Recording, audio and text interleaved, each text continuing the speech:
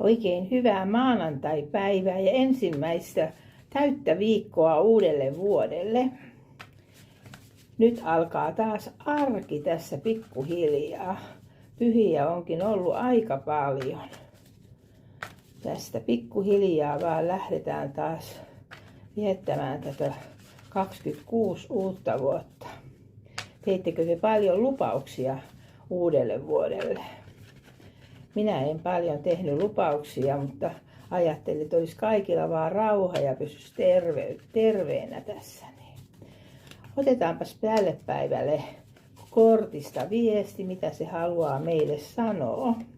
Ja otan taas tästä vahvista itsetuntemusta, ymmärrä itseäsi, terapeuttisista itsetuntemuskorteista. Katsotaan, mitä se haluaa meille tuoda viestiä.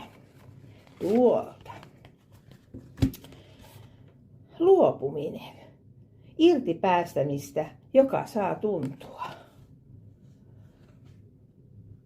Luopuminen ei ole varmasti kenellekään helppo, ja silti osa elämää on myös se, että asiat päättyvät. Elämän vaiheet ja ihmissuhteet päättyvät, ja joskus joudumme luopumaan myös kuoleman kautta rakkaista. Luopumisesta ei tarvitse pitää, mutta sille voi antautua, antaa sen tuntua. Surun tunteen salliminen on luopumisen vaiheesta tärkeää. Monista luopumiseen liittyy myös jotain kaunista. Tai ainakin luopumisen suru kertoo meille viestin siitä, että sillä mistä luovumme on suuri merkitys. Ei kukaan eikä mikään voi koskaan viedä muistoja eikä niitä lahjoja, joita sait kokea. Ne ovat sinun sydämisessä aarteita. Mitä itsellesi tärkeitä asioita tai suhteista olet joutunut luopumaan?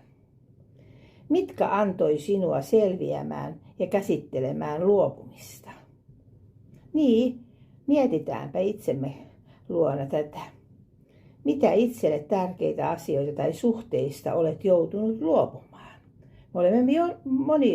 Moni ihminen on joutunut montakin kertaa luopumaan näistä.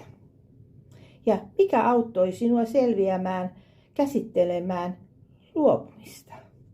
Se on suuri asia, että osataan ja pystytään käsittelemään myös nämä. Mutta tuolla alhaalla on kommenttikenttä. Voitte jättää siihen peukutuksia, kommentteja, voitte jakaa ja voitte tilata tämän kanavan. Mutta oikein ihan